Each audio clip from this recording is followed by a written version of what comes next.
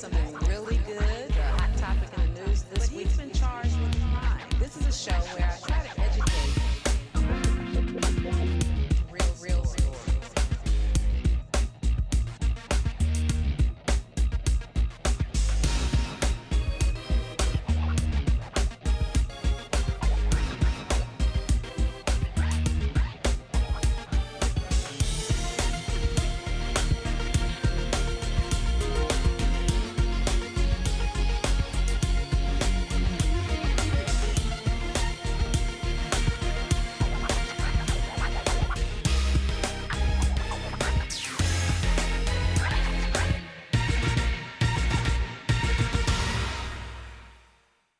Thank you for watching Truth and Justice with Vivian King. I'm excited tonight because we have a council member here to talk to us and filter through your questions. You know our emphasis on the show is to educate about the criminal justice system, but also to talk about the community as it relates to crime and as it relates to being good citizens and participating in the process. So my classmate and very good friend and someone I've admired for over 20 years, CouncilMember Larry Green with District K, is here to talk to us tonight. So don't forget to ask your questions, but try to stay on topic, please. So without any further ado, it's my pleasure to welcome Larry Green, CouncilMember Larry Green, District K, to the show. Vivian, thank you so much for having me here today. I appreciate the opportunity to come chat with you. Thank you. So, Councilmember Green, let's start off by telling people, since your district is a new district and you were the first person elected to that district, tell us the boundaries slowly and steadily so our brains can kind of follow your boundaries. So District K is a compilation of the old District D and the old District C. And so if you take Alameda and go west to pass the Beltway and south and Braeswood and go south, that for the most part encompasses District K. We represent the Astrodome area, the South Braeswood area, the Willow Bend, Willow Meadow area, Westbury. Going a little further west, then we go to the Braes Oaks area, formerly Fondren Southwest area. We're rebranding that area. So Braes Oaks area, all the way to the Beltway to the whole Glenshire area. And then when you go south, we have the whole Hiram Clark area, as well as all of Fort Bend, Houston. So we go all the way past 2234, where the district ends. So those are our areas. Well, that's an exciting area. That's a large area also. It's very large. It's 210,000 residents. Wow. Yeah. That's a lot. It's a lot. That's a lot. And for city council members, citizens, you might know that our city council members run every 2 years, and they can run 3 times or hold that job for 6 years, basically, just to kind of say it simply. And Councilmember Green is on his second term. Is that correct? I am. My second term. We're in the first year of my second term.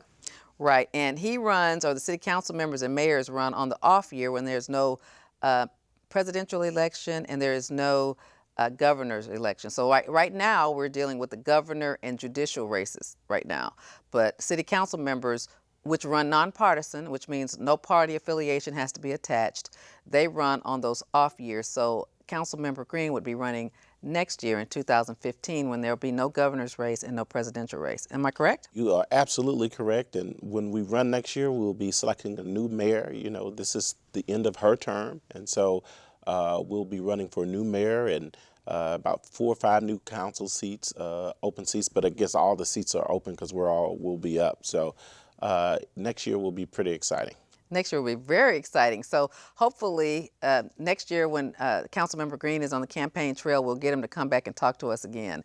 So he knows that we went to law school together, so he knows that I'm very passionate about whatever I do, and I'm passionate about the criminal justice system, educating us, empowering us. I want crime to go down, but I want people to be educated about what really goes on at the courthouse, things in the criminal justice system that impact the community, because a lot of young offenders get felony convictions, but then they can't find jobs, and they're 19 and 20 sitting around watching TV, wanting what everybody else wants, but they went to jail for a year, or state jail for a year, or for 2 years. And so luckily, the city of Houston will employ people with criminal backgrounds. Does that affect you as a council member at all?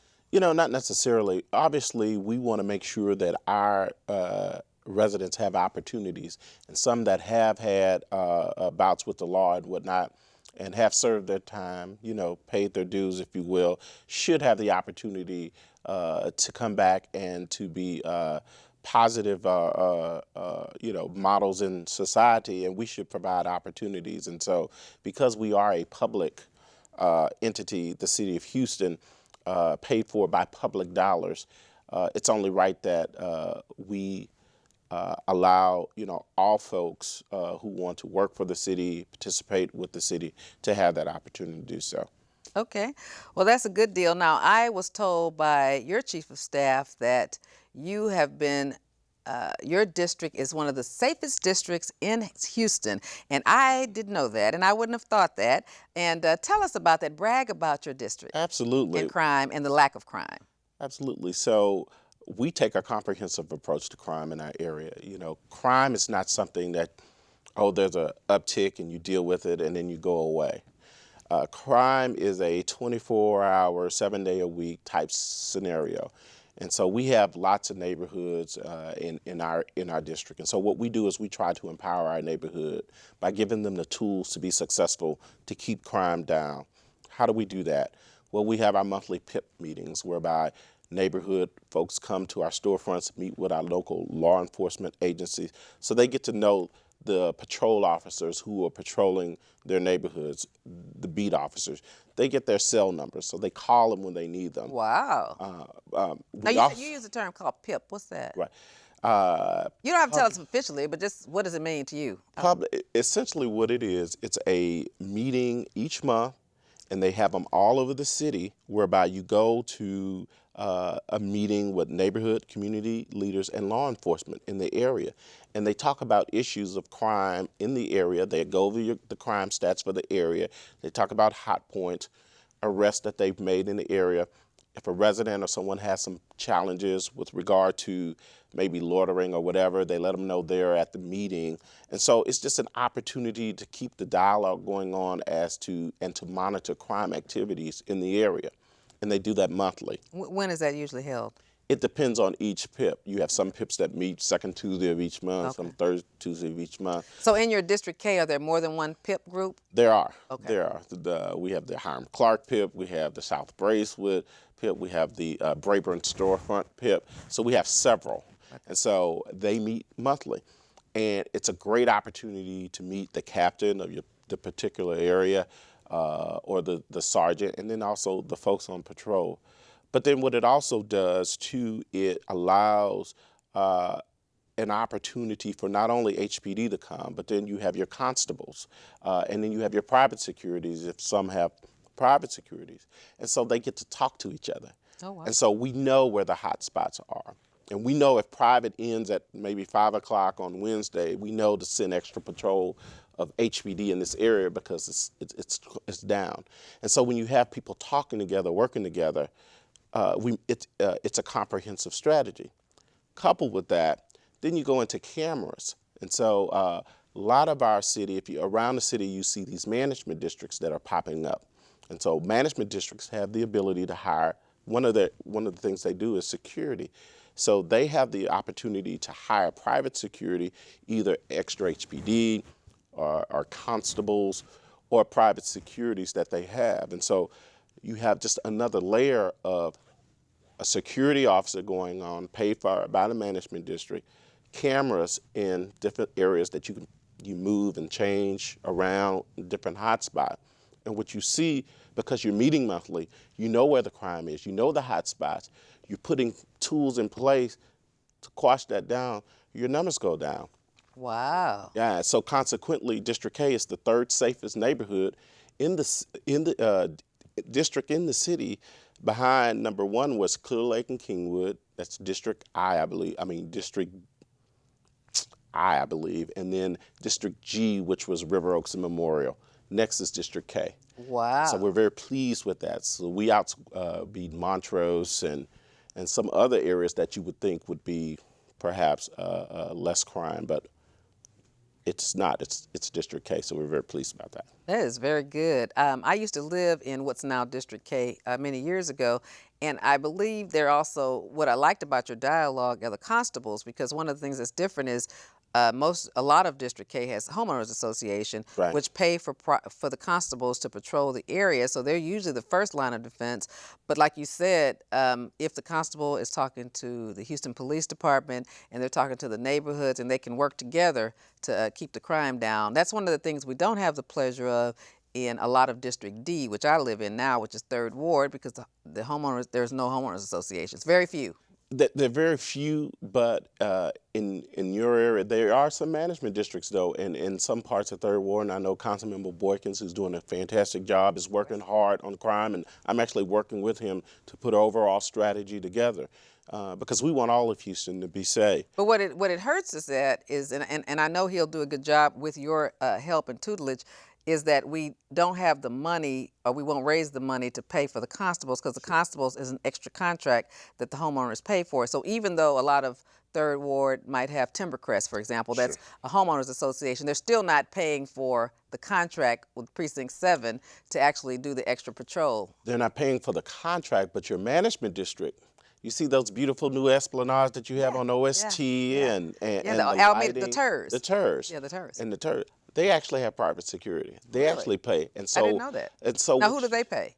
Is it the constables? Yes, just they private? pay. I think the constables who they have, and I think also Councilman Boykins is looking to maybe add some private security on with the constable to up it. And that's what you do. And so when you know where your hot spots are, you figure out ways to try to up that security in those areas to provide for better protection. Give you an example. Where you used to live in Brays Oaks area. Oh, is that what it's called now? Because it was Brays Fondren Oaks, Southwest Fondren Southwest. when we were in law school. It's Brays Oaks, woo. So again, another one of the meetings we have is with the apartment association. You know, we work very close with Andy Tees and the Houston Apartment Association, as well with the management district. And so what the management district does now is they will pay for pre-screening background checks of all the residents in that area. Okay. And so essentially they're looking for a quality tenant that's going to come in, that's going to take care of their residents, but then they're also, you know, don't have a background of crime and whatever in those areas. And we've seen crime in those apartments go down tremendously because now they're screening, now the apartment complex are meeting with the management district, who's meeting with the constable, who's meeting, and everybody's on the same page. And when you have that type of dialogue on a monthly basis, you may have a crime meeting a week. You know, the pit may meet this week, the apartment folks may meet this week, the storefront may meet this week. So everybody's talking about it. It's not just a one-hit type situation. It's a comprehensive strategy to deal with the issue. That's great. Now, one of the things, because, you know, I'm out there fighting for justice, one person at a time, and I also, Larry, have always tried to rehabilitate my guys. So if I got a dope dealer that's 25, I'll try to make him go back to Acres Home where you're from, or go back to Sunnyside and stop trying to live high on the hog. Buy you a little $30,000, $40,000 house where Mr. So-and-so died, and buy it for 30 or 40. Fix it up, you know, put new concrete, new sheetrock, new floors. You make $25,000 a year, your gal makes 30. Y'all can make it work, you know. And I've had a lot of my young people have done that. Right. But because part of their frustration, though, is some of them really are trying to do the right thing after they've made mistakes, but they can't get apartments. Right. And so we do have to have some type of second chance program in these apartments where we don't just, because right now the apartments are really bad about, you know, not letting ex-cons live there. And you know, when they get out of prison, because that's a filter. Sure. But a lot of times, how can you be the man of your household if you want to really get out and try to get you a little job and you want to provide for your children, but you can't get an apartment? I mean, that's very deflating. And so Absolutely. we do have to have ways, and you can't even say, like, if my son is an ex-con and I have an apartment, I can't even put his name on it to Right. live there, so he has to live illegally, which consequently makes him get a lot of trespass warnings because he's not on a lease. Right. But yet he is living there because he's Right. my son. I'm not gonna put my son out, Right. especially when I know I'm taking him to work. I'm making sure he goes to the workforce. I'm making sure he does the right thing. So I hope that when y'all have those discussions that you do encourage them to give people a chance, and maybe you need to let them know, hey, we're going to be watching you heavily, the apartment management, Sure. because we're going to give you a chance, because we only let a few people with records in, because Right. we know that our liability goes up if something goes wrong. But there has to be a place for people to have second chances, since Houston is such a Absolutely. big farmer of crime, and we stop people for any and everything. We talk about on this show, Larry, that kids get stopped for things that we did over and over. I had Sheila Acosta, who's a lawyer, Right. in her late, well, she's 60, and we talked about how kids smoked marijuana when we grew up. We drank beer in open containers, and when the police stopped us, and I was in San Antonio, she was in New Mexico. They throw the beer away, go home. Right. They saw a joint, which was a felony in the 70s when we were in high school. Right. They throw it away. But now, one joint is a misdemeanor, but all 5 kids are going to be charged with the joint. Right. And back then, they didn't have computers. So even if you went to jail, nobody knew it. Right. And so the thing that's hard is that a lot of kids, because they're poor, even if they're not the offender, if they're with the offender, they'll go ahead and take probation or take Right. time served, and then they they get a record. Right. Right. So it's difficult. It's very difficult. And I hosted a public Can you safety. hold that thought for just a moment? Sure. I see, caller, that you've been holding on for a long time. Please turn your volume down and ask your question. Thank you for calling. Okay, hello, Ms. King. How you doing tonight? Fine, thank you. And your guest. Hello. I'm happy to talk to you again. I haven't talked to you in a while, but Thank you. my question.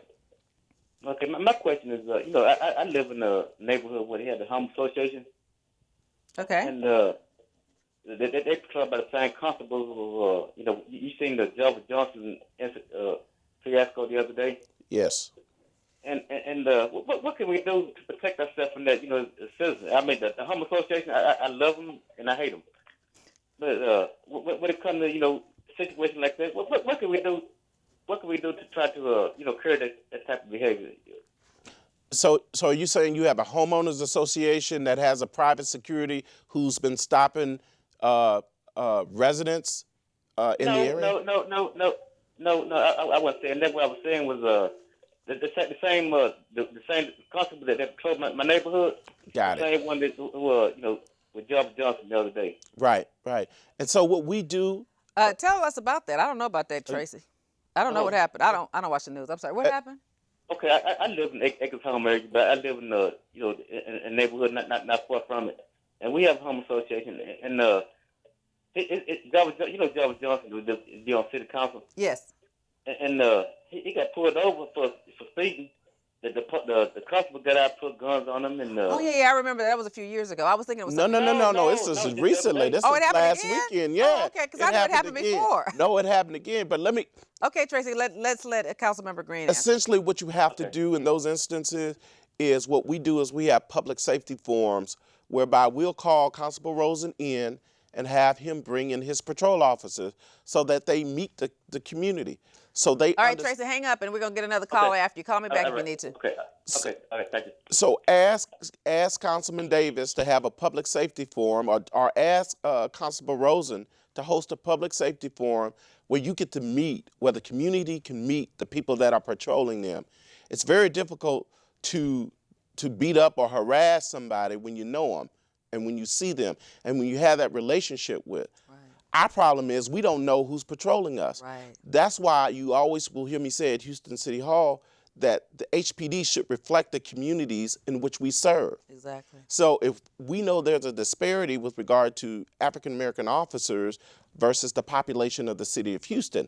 So in order to prevent a Ferguson, where you only have 2 blacks, when 68, 70% of the population is African American, you got to make sure you have enough people from those communities who understand those communities, who can relate to those communities, patrolling those communities. That wasn't the case with former Councilmember Johnson. And so in order to prevent something like that from happening, you got to start that dialogue with Constable Rosen. You elect him, call him for a meeting, have him bring in those patrol officers, have them introduce themselves so they get to know who they are patrolling. Because one of the biggest problems in Harris County, and it's so huge, you wouldn't think we'd have this problem. I know when it comes to HPD and the sheriff's office, most of them live out of county. They live in Montgomery County, Fort Bend County, and they come in. And so, you don't have police officers that are actually in your community.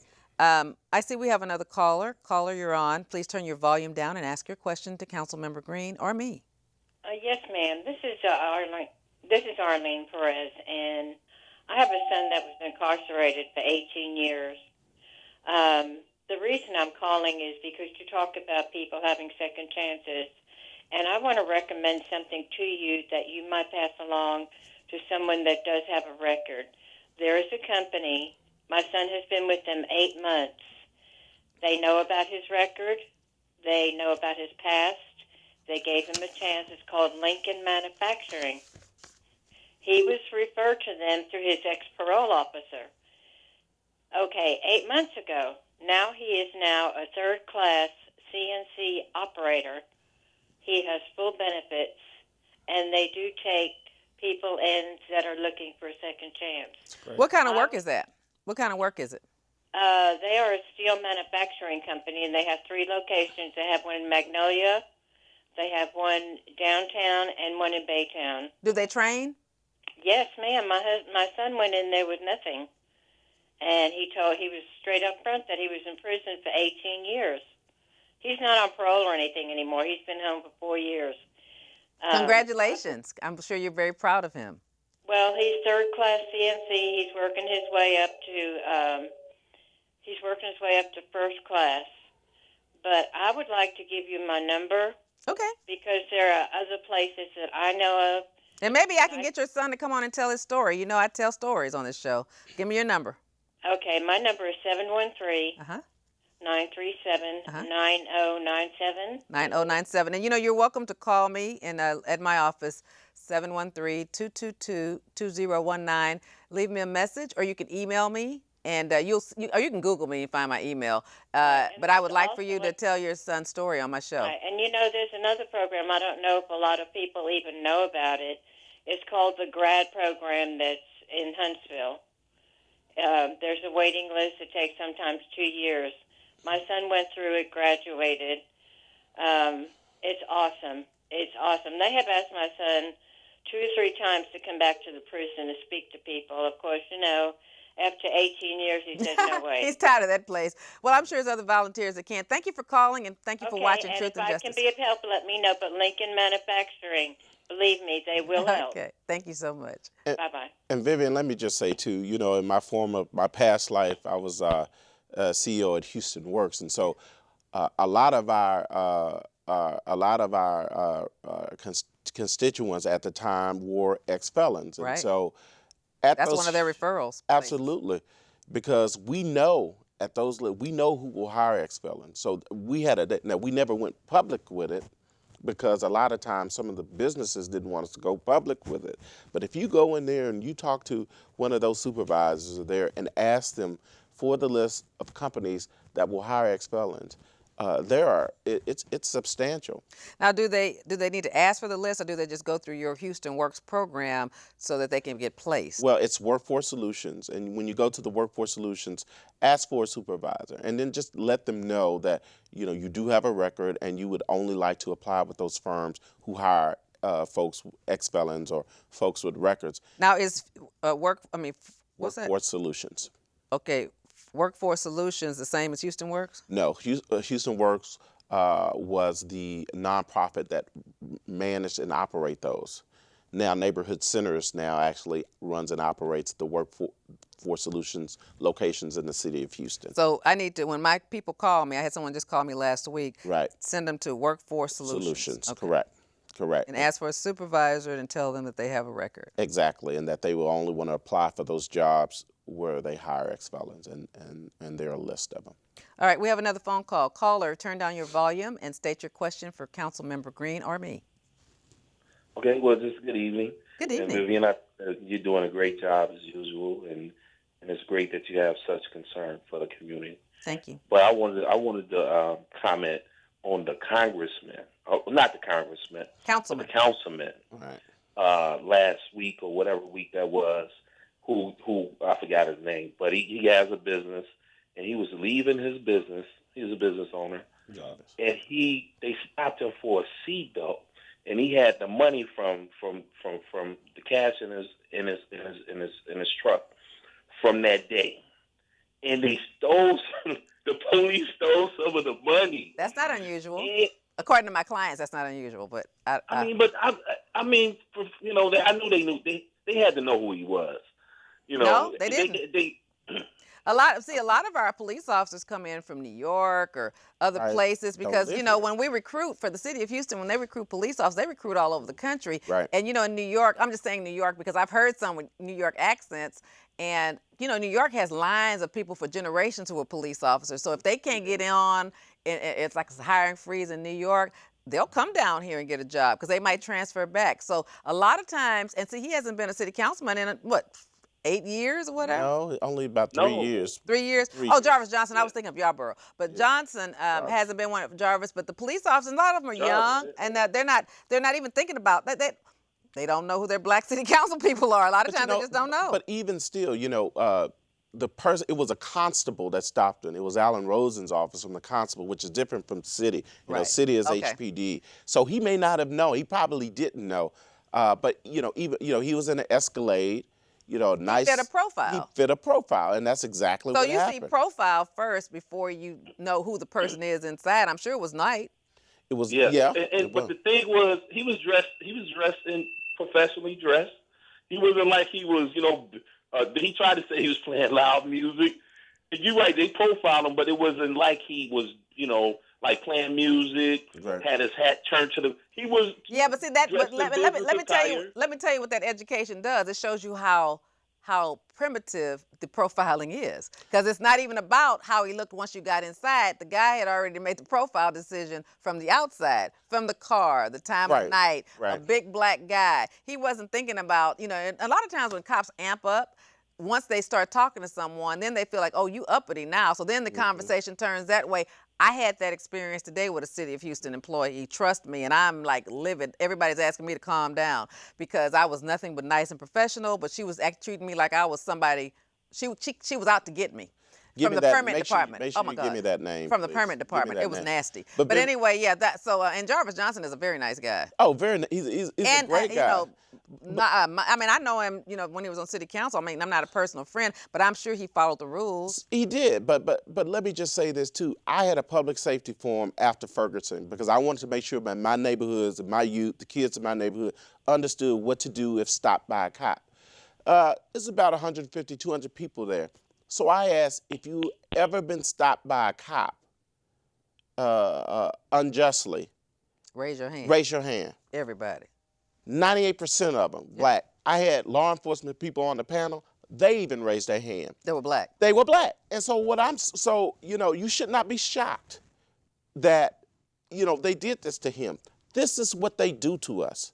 And so what we have to then do is understand how to handle it. Now, what did Councilman Johnson do? He drove in where there was light. Right. And so and then also he drove into a gas station where there were cameras Right. that could document it. And so knowing what to do and to document the situation puts him in a better position. So if something goes down, he'd be in a position to defend himself, as well as there's some sort of evidence there that could protect him. Right. Thank you for your call. I appreciate it. Do you have another comment? Okay. Do I have another caller on?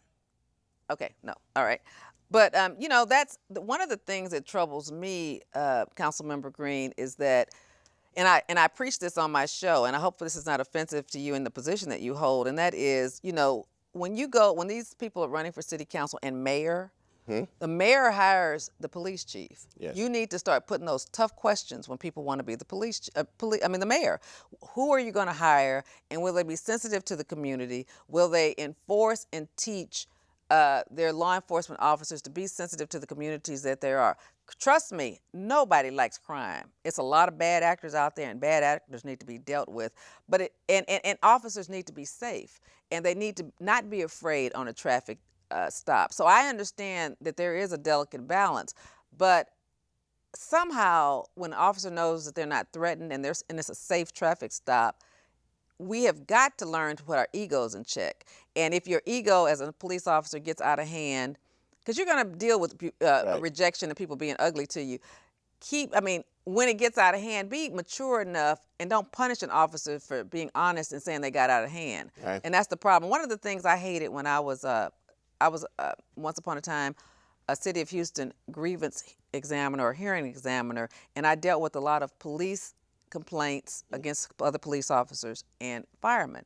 And one of the things I was disappointed to find out was that because the city is self-insured, if a police officer had a wreck, they always blamed it on the other person. They couldn't say that they were at fault. So that taught lying. And what that does is, a lot of times if they always blame the other person, they end up filing charges on the other person. So as a criminal defense lawyer, I would see a lot of cases where it was clearly, from what my client said, wasn't the officer's fault. But as I was a grievance examiner, I was like, that's why they always give a ticket to the other side, or that's why they can't be honest about the fact that they might have caused the accident, because statistics show that the more you're in a car, the more likely it is you're gonna have an accident. Since cops drive for a living, they gotta have some accidents. And so they lie about it, but it's a culture of teaching them to lie, because they get written up, Right. and then it goes in their file, and when they're competing for other jobs, they got this X against them. But that's a policy decision, because, and you're right, it absolutely starts from the top. If in fact there's some sort of unwritten policy that you are not to tell the truth, well, then that's something that needs to be taken up with that chief and dealt with accordingly. We just had a ticket situation whereby there was some cops who were saying that they were at a hearing, and when they really wasn't, saying at 2 hearings at one time. Can't do that. Those guys, again, were fired immediately. One guy committed suicide, but the other two were immediately fired. And so I think the message that this administration is sending is that you're not going to if you do it and you get caught, you're going to get fired. I think Chief McClellan has said that. And he does on many occasions. He did it with the Chad Hawley situation. Right. But a lot of those guys got their jobs back. But sometimes people have to understand that all of us are accountable to somebody. Right. And so we've got to allow police to police each other. Because even when the citizens cry for Citizen Review Board, when I'm invited to those meetings, I'm always saying it also needs to be for police. Police need to have a secret place. Well, they can tell it on other police officers too. Right. Because, and no retaliation, that it can be private. Right. Because otherwise, it festers people lying on each other and lying to protect each other. And the problem is citizens who are at the bottom, so they feel in their minds, they feel like they have no protection because the cops are going to lie, and everybody all the way up is going to protect that cop. And see, one of the issues too is that you have situations where you have these police officers, and some are just rogue. You just have bad officers. But we they never may do have anything gone about through them. training. Well, but when they're caught, and if we have the evidence to do it, then there is. Now, they have their union. Well, I'm just telling you, the internal affairs, sometimes, I'm not saying now, but there have been in the past where just nothing happened. Right. Now, maybe if you can make it to a city council meeting and you throw it all out there, maybe Right. somebody will do something. But I'm just saying, when people try to deal with it the way it should be dealt with by just going through internal affairs, city council members don't Sure. see that. And Right. so I'm just saying they don't get no satisfaction. Right, I'm just right. saying it's always... And I hear you, and I know that it's been a challenge. I used to do some criminal defense myself, so I had to deal with those files and see. But once we know about it, you want to have people in place that, if in fact there is some wrongdoing going on, that they nip it in the bud, that they don't hide, that they don't lie.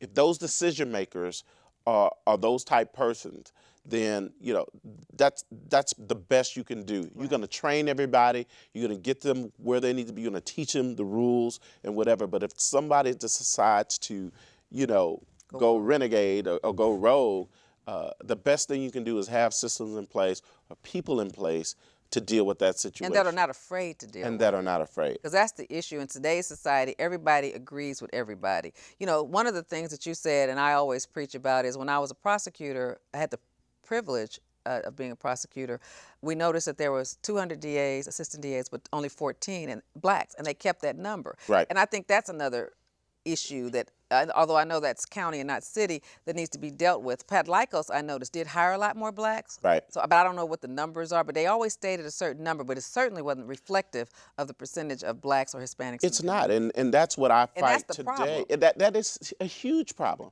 because you don't have a voice. If it's 14 blacks and 250 whites, or whites or majority included whites, then you're not going to say anything about things that are happening that you think are wrong because you're afraid to, because you know you're young, you have student loans, and you can't get fired. Right, and you got to feed your family. You got to feed You got to feed your family. Same with fire, police and fire.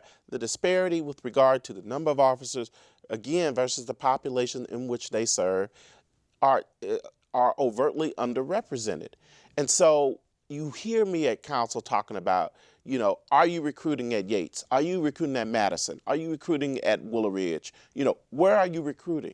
You know, why is it that everybody has to, all these officers you hire are from Katy or from wherever? Why are you putting in systems that you can short track your way into the fire department if you're in a volunteer fire department from Cypress, okay? You know, you're not incentivizing folks from the city who pay taxes. And pay your salary. And pay your salary. To come into the fire and police office. I think police does a better job than fire, and we have incentivized them. We've given them sign-in bonuses. We're trying to incentivize. And I know there was an incentive one point where if they lived in the community, they might have gotten tax credits for their housing or something. That might have been before your time, but they did do that at one point. Like if you moved into some of these inner city neighborhoods, they were giving police officers some incentive. And we've also requested that upon screening them, that they give points for living in the city. Well, that's good. The union though has blocked that. Wow. Okay? And so that's another thing. The inherent. Well, you know, the reason why they're going to block it is because they don't live in the city. Absolutely, and that's the point. And they don't want the city people to take over. But that also has a lot to do again with us as citizens when we start talking to people running for city council next year, running for mayor, to talk about those issues. And I try to educate the people who listen so they can ask important questions like that, because they just listen to the same old rah sis kumbah, but they don't talk about the real issues. And the issues, crime and the disparate treatment in hiring in good paying city jobs like the police, the fire, and other divisions is never discussed. Right. And the recruiting policies. But you know, you talk about crime too, and when I see crime, especially in our neighborhood, crime is a finite issue, okay? Right. You can get your hands, you can circle an area, you know where it is. Right. You just gotta be smart about it, and you gotta have a comprehensive plan. Right. What I don't see in some of these areas is a comprehensive way to say, okay, this is how we're going to deal with it, and a process in place that is moved forward and work. I think we did that for our community. If we figure it out, you know, we got smart people in our area. Own community. We can figure this thing out. Because what we've done is we've allowed police chiefs to be rogue and agree with the DA and the sheriff's department and HPD. Those three get together and they decide. But they're not usually the majority. And they're not listening to minority leaders like us. They might talk to the Ministers Against Crime, but although they're a good group, they really just want to be able to come in and say, do something for my person.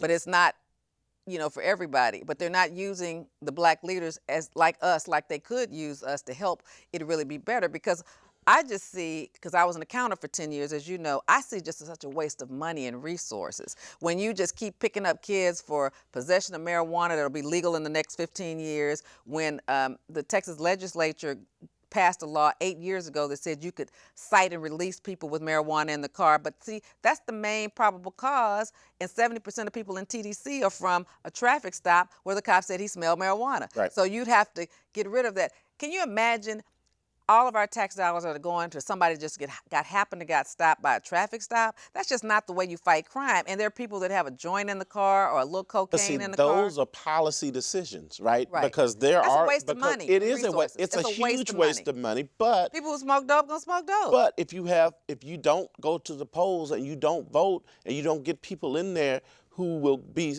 sensitive to that, right, then you have the issue. Like the brother DA out of Dallas. Look what he's done. He changed everything. You see what I'm saying? He Could changed you everything. imagine that we'd have that here? And I tried. You know, I've done this TV show. I've campaigned twice. Like I said, if I die, y'all can say she cared. She tried, right? I tried. I do it. I said I'll never win in this county because I've spent all my money trying to do it. But at least I can start a TV show, and maybe I can get to 10,000 people. Well, maybe Kim Ogg will do it. Kim Ogg had a meeting. I just left a meeting tonight. I asked her in front of all the leaders that were at this meeting, if a Ferguson happened, would you care enough to have meaningful dialogue with the Black community? She said, it won't just be dialogue. I'll do something about it. I said, how do you feel about Citizen Review Board with subpoena power? I'm all for it. I want to have meaningful dialogue, not just tokenism dialogue. I mean, she used the word tokenism. Right. I don't want to have that. I believe her. And she's saying, how do I get that message out? She said, when I had a debate with Devin Anderson, I had a plan to help youthful offenders with marijuana, but she took my plan. I saw that. She said she took my plan, but she's not doing it. Well, according to her press conference last week, now she's doing it. Now they're getting rid of a trace. It's a second chance shot, or is what they're calling it? I don't know, but I know in the Padlicos, she had stopped them from arresting crack pipes. But when Mike Anderson took over, he started it again, and she kept that going on. I like Devin. I was a prosecutor with her, but she is a part of the regime where it's us against them, and they're untouchable, and they're afraid to talk about race. Right. They won't talk about race. I had a racial issue that happened lately, and I emailed her in Belinda Hill, never got a response. And I was a prosecutor with them. I can't email you and get a response. It was a disparate issue. But it's up to people like you and I to talk about race, because race is important, and race is an issue. And when people won't talk about it, that means that they're the problem, because they act like it doesn't exist when it definitely exists. Sometimes some people don't know how to talk about it.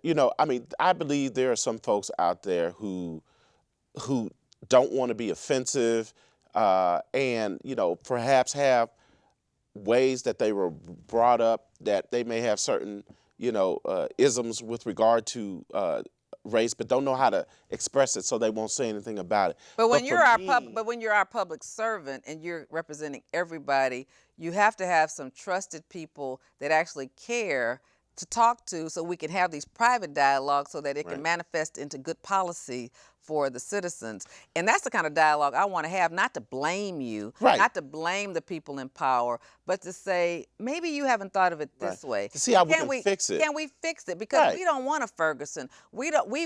All blacks, Hispanics, everybody wants, and whites want safe neighborhoods. Absolutely.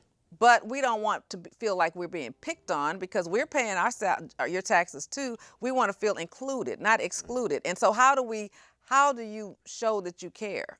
And I think the social media age has brought to light, this is just not black people complaining. If you Google, driving while black or whatever, you'll see a host, just hundreds, if not thousands of stops, illegal stops, issues that African Americans across the country are having with police. So it's not an isolated incident. In Houston. It is systemic, and Houston included. Right. You said it's not just Houston. No, it's not just Houston. It's around the country, but we have also, issues here.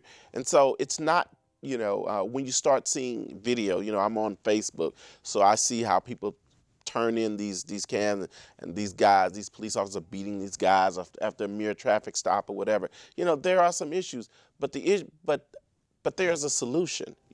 One solution that they tried to do several years ago is on all traffic tickets, Texas tried to pass a law that you had to state the race and to state whether it elevated itself from a traffic stop to an arrest.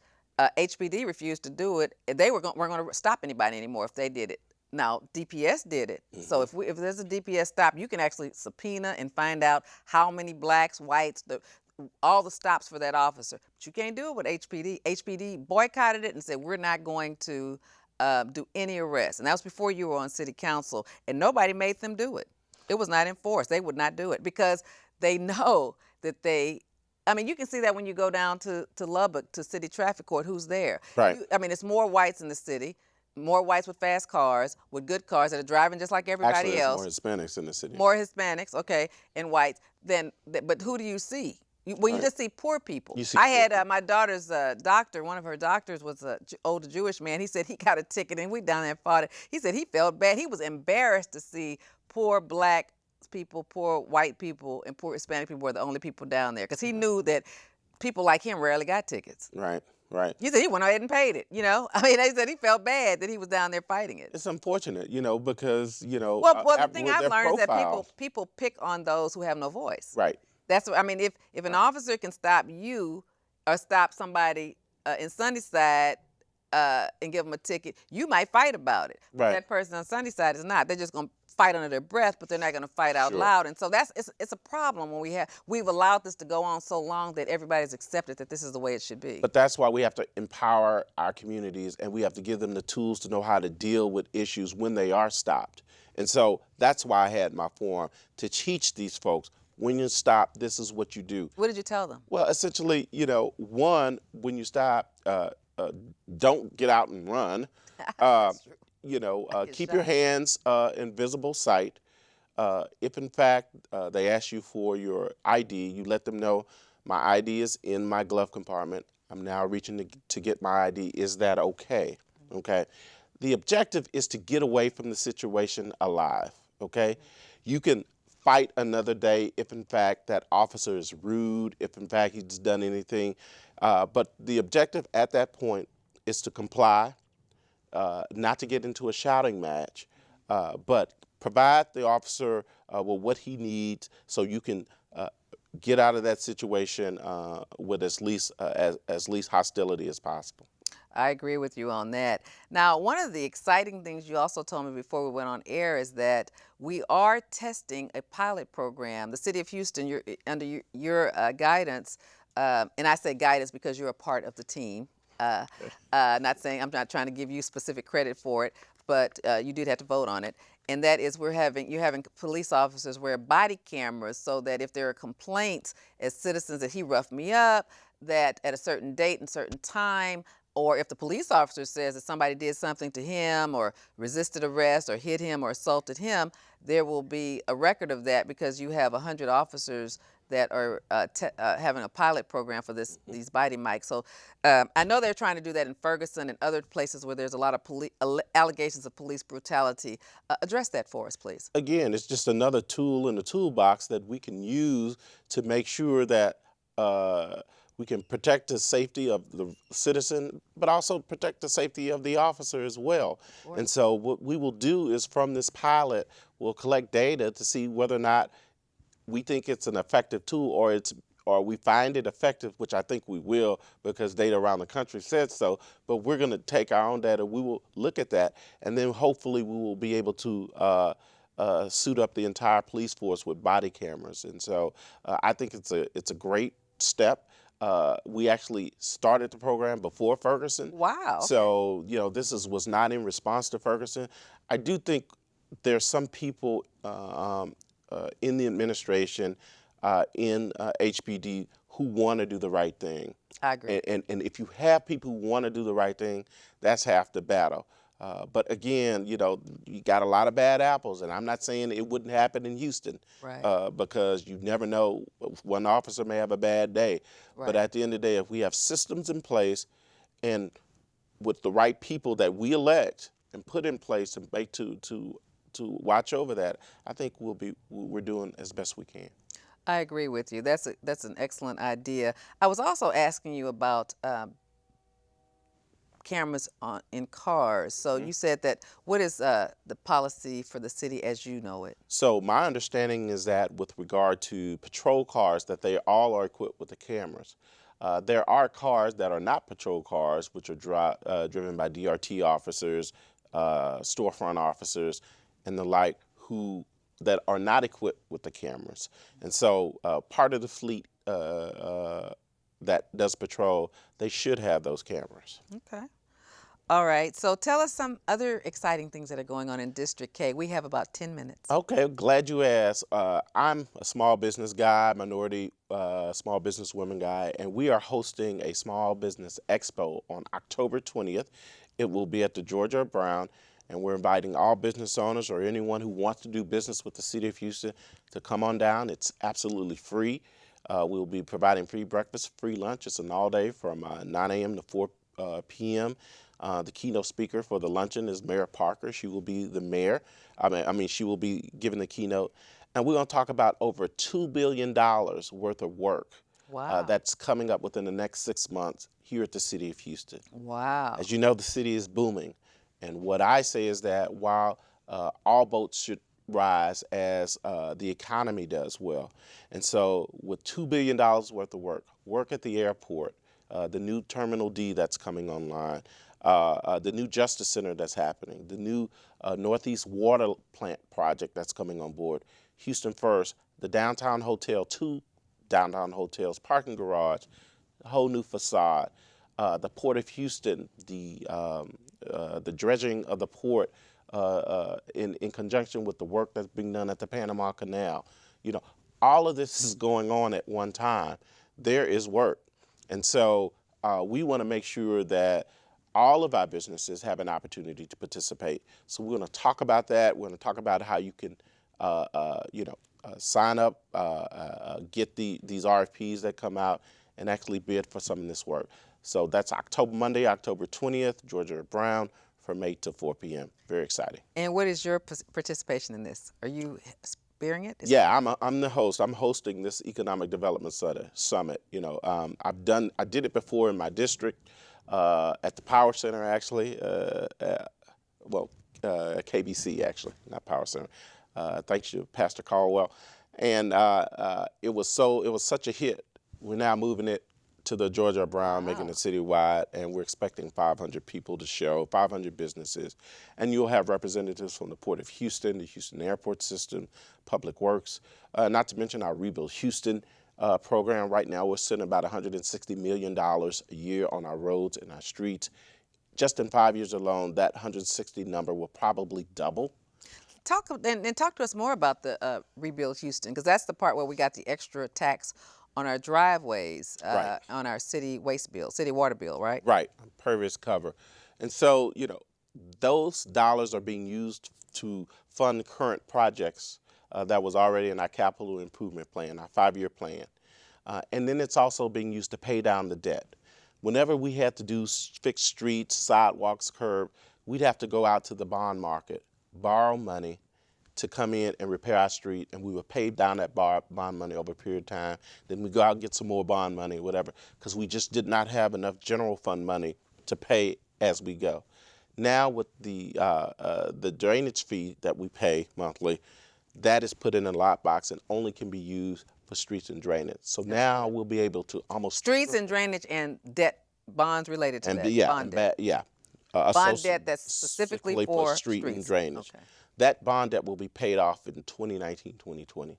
Okay. So the dollars we'd be using there will now all go over to street and drainage. So that's So why are you using some of it now? We are using some of it. And I know one of the things that Dwight Boykins pushed for before he got on city council was that some of that money be used and make sure that ex-cons are hired to do some of that road work. Is that still in place? That has not started in place because, again, we're paying down debt. So there's not enough dollars right now. There's not enough work, if you will, right now that would lend itself to that.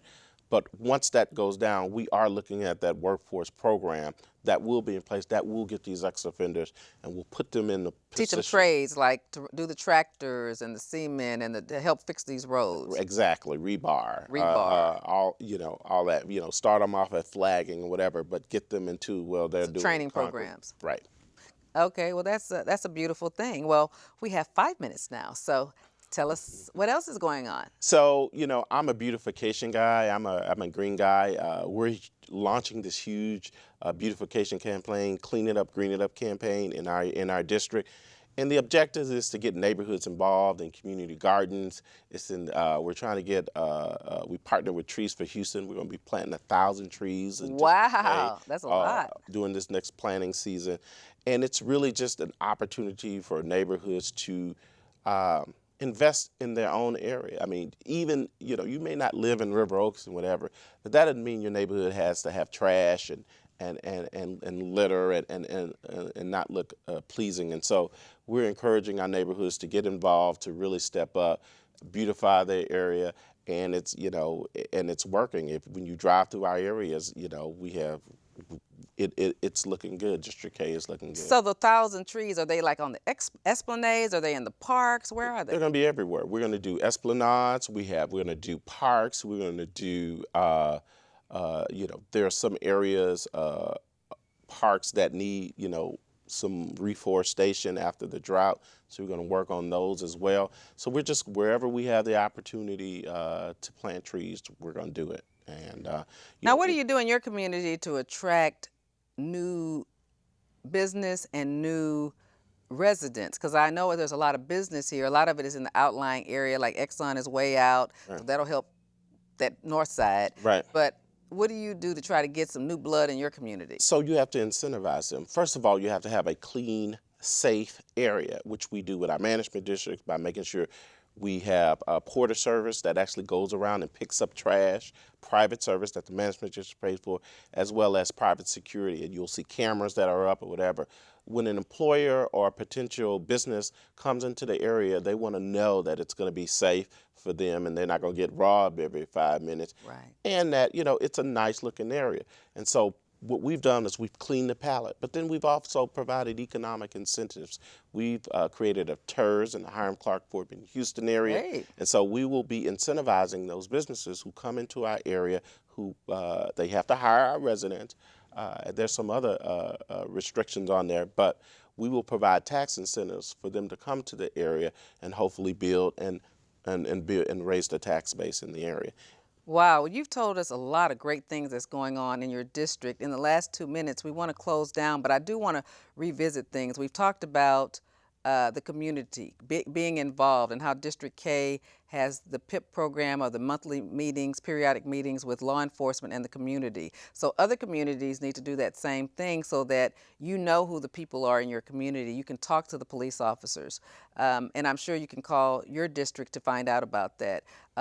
The trees, the programs that you're doing, the trees, the business program that you're doing on October the 20th, and the fact that he has the lowest crime outside of River Oaks and Kingwood. Kingwood, District District G, River Oaks and Memorial, and then Clear Lake, Kingwood, and then him. Yeah. And so Hiram Clark. So that's Right. that's something to really stick your chest out about, and I think the programs really work. I think Councilman Green is one that you can talk to that cares about his community. I've known him for a very long time. He's a very caring man. He's the right person to be the inaugural person for District K. And I hope to see great things from you in the future. I'm like a big sister to you in law school. I knew you were going to do great things when we were there. Vivian, we just thank you and for all the great work that you do in the community. You, like you said, you have run several times for work, but I think your best work is in that courtroom. You are a master, and we learn from you. So we appreciate all the work that you do.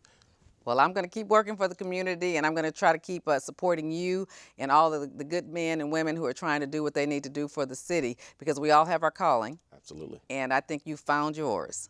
But it's 6 years, so I know we have to see great things from you afterwards. And I know my viewers are very happy that he came on to share his experiences, what he's doing downtown. And we're going to ask him to come back periodically, like we have Dwight Boykins and some of the other city council or city leaders do. So we're going to wrap it up now. And I just want to thank you again for taking the time to join the show. And remember this, viewers, this is not an election term for him. So there's an election we want you to vote in, but that is for the governor, that is for judges, that is for the DA's race, but it's not for city council. So he's not here because he's on the campaign trail. He's here because he wants to share with you what's going on in your city and the city of Houston. Thank you for watching Truth and Justice with Vivian King, and I'll bring you a political story next week because this is political season. Good night. Thank you for tuning in again. Tonight we have something really good, a hot topic in the news this week. He's been charged with crime. This is a show where I try to educate real stories.